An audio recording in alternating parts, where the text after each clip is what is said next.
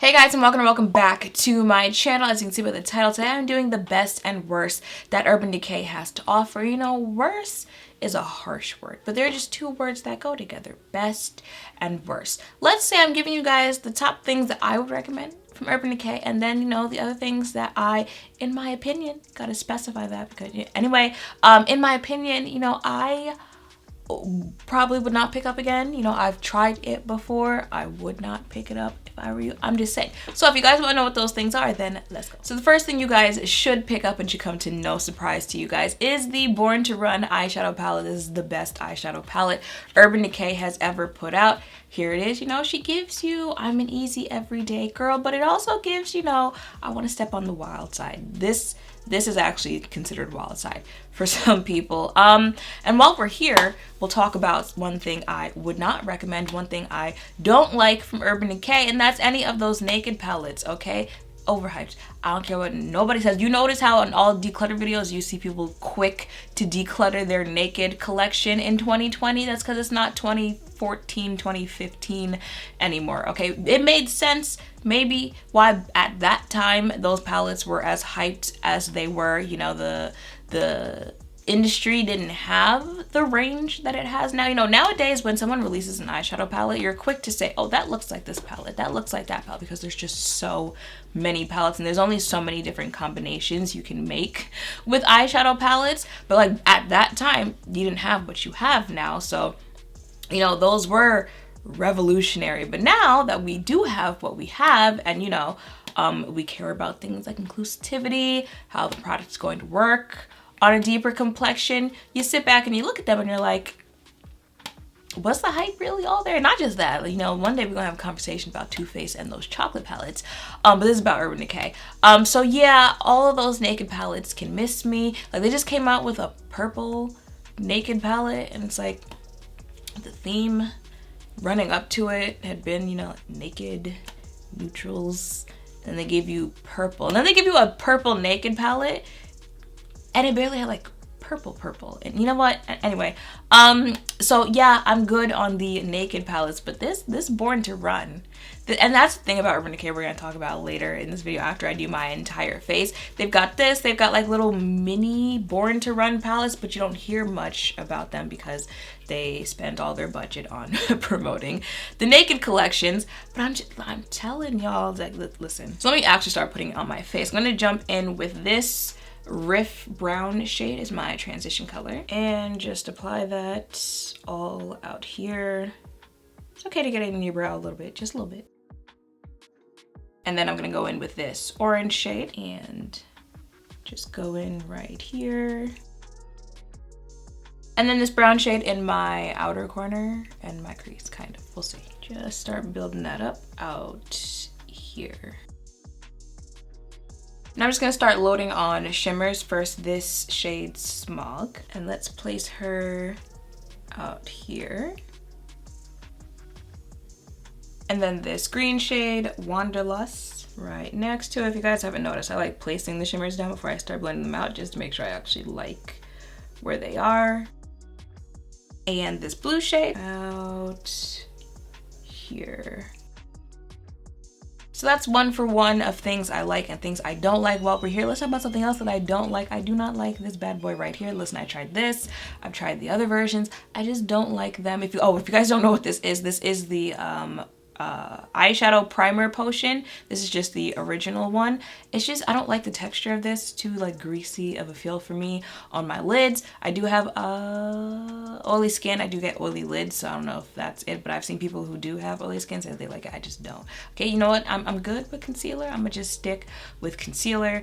I'm not here for it. But hey, if you like it, I was gonna say I love it, but I'd be lying. So that was something I dislike. Let's move on to something that I do like, which will then probably lead into another product that I don't like. I said I was gonna try not to drag Urban Decay in this video. That is the All Nighter Face Primer. This has that type of gripping vibe to it, effect. I don't know, you guys know what I'm trying to say here. I mean, I think that's probably why I like it, because like, you feel it doing something. It does something to your face, okay? Unlike All Nighter Setting Spray. If the setting spray did what the face primer does, maybe I would like that. But yeah, I'm gonna say it in this video. I do not like the All Nighter Setting Spray. It feels like nothing.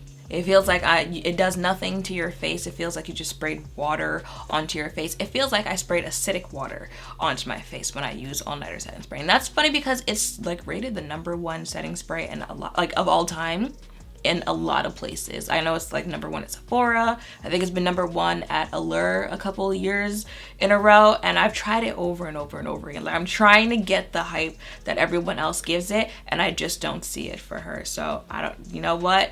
Would I try it again? I would. So I'm gonna go ahead, throw that in my T-zone. Oh, I should probably point that out. If you notice that my face is stained, I know. Okay, I know it. I was filming for October, and yeah, it's that time of year, you know, where I use face paint and my skin is sensitive and stains really easily, so I end up like blue for 2 days. But yeah, if you see, I know. Okay, I'm pretty sure my sideburns are stained black. I think we're 2 for 2 there on the products. I don't remember. But the next thing I have I like, and I think it's probably one of like the best gems from Urban Decay. It is their Stay Naked Weightless Liquid Foundation. This is in the shade 81NN.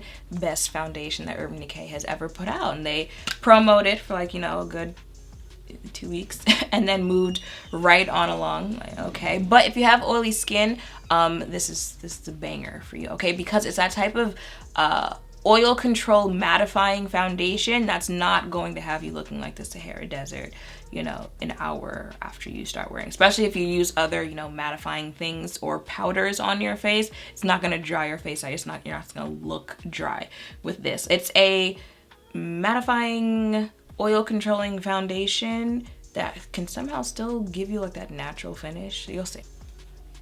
Has it always smelled like that?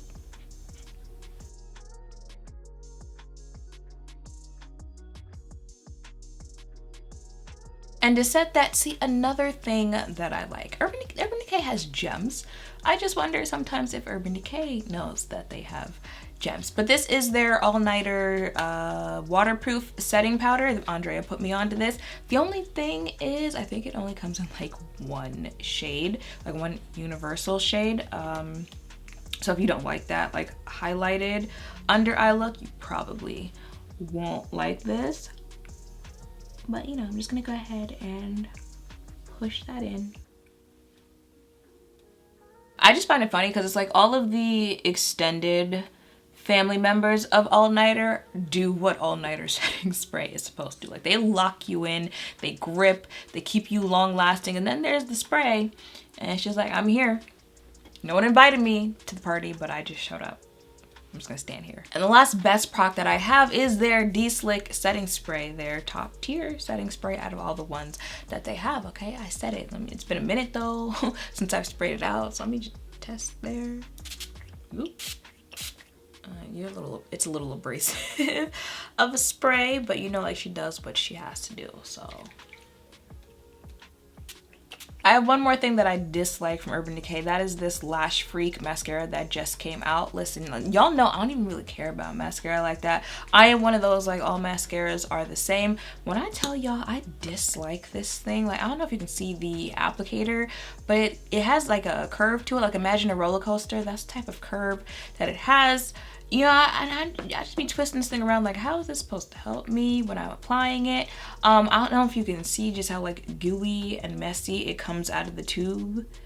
And then once you, at least if, even with all of that, once you actually go to put it on, at least if it did something, like, you get past the rest of it. But once you go to try to put it on, you would think, as messy as this thing is coming out, like, even if it does create a mess, putting it onto your eyes, it would do something. I'm telling you, I go to put this thing on and I'd be having to squint. Y'all know I can't see. I'd be having to squint to see if there's any product on my actual eye. Like, what's going on? Why do I have to dip at least 10 times into this? Like, no, I'm just, no. What is it, Perversion? I wouldn't put that in like the best things from Urban Decay, but it's a nice thing from Urban Decay. Their Perversion, is that what it's called? Perversion mascara. I'll put it on the screen. And that is it for my face. So I gave you guys 5 things that I feel like are some of the best Urban Decay has to offer, and then just 4 that I'm just not here for it. Everything else I've tried from Urban Decay just kind of falls in the middle. I think some things can be hit or miss, but I feel like, you know, you'll either like it or you won't like it, but not enough to where if you had to do something like this where you had to say like the best and the worst, like not enough to be named in either of those categories. Just kind of there, just floating in the middle. And I would not be surprised if I post this and some people are like, I didn't even know Urban Decay had that, because and that's why I said like, I'd love to be like a fly on the wall at headquarters, because I want to know like what's going on down there. We need to have a conversation, Urban Decay, because I swear it's like Urban Decay takes 90% of their budget and puts it into somehow extending their most, you know, iconic launches, the All-Nighter and the Naked collection. You know, it's 2020, like years like we get it. Like we get it. They keep giving you more Naked palettes. They keep giving you, like, I think just this year in 2020 they launched the All-Nighter matte version, and then I think just recently the All-Nighter dewy version. You know, the All-Nighter face primer, that was also this year. It's like they're holding on strong to these two collections, and it's like, you have other products that can be just as good, if not better, than the two things you spend most of your time promoting. Like, why don't you promote that foundation? Why don't you promote the Born to Run? It's like they haven't extended Born to Run like they have Naked palettes. Like I said, they have the Born to Run palette, and they've come out with other like little mini Born to Run palettes. Like, why don't you promote that as much as you promote the Naked palettes? Like, I would bet you money, like right now, if I went on Urban Decay's Instagram, out of their last five posts, maybe even 3, but out of their at least 5 posts, at least one of them is either about the All-Nighter setting spray or the Naked palette. Actually, you know what? So you guys know they just came out with that Stoned collection, the one using Normani as an ambassador. So I went on their Instagram. I'll have the picture pop up here. Out of their last 6 posts, 4 of them are about Naked palettes. 3 of them, that purple ultraviolet Naked palette that they came out with, and then there's one post, I think there's like a QVC sale on Naked palette eyeshadows in general. So 4 out of the last 6 things that they posted on Instagram are about the Naked palette collection, and 1 about that Stoned eyeshadow palette that they just came out with. I don't understand like how they promote their stuff. They promote their stuff for maybe if you get like a month of promo of stuff they come out with, and then they go right back to just promoting Naked palettes and the All-Nighter setting sprays. And like I said, you watch declutter videos nowadays, and Naked palettes are some of the first things to go in those videos. And the setting sprays, yeah, I would say at least, you know, you still see a lot of people referencing All-Nighter setting spray as the best setting spray out there, but it's like, can you give us something else?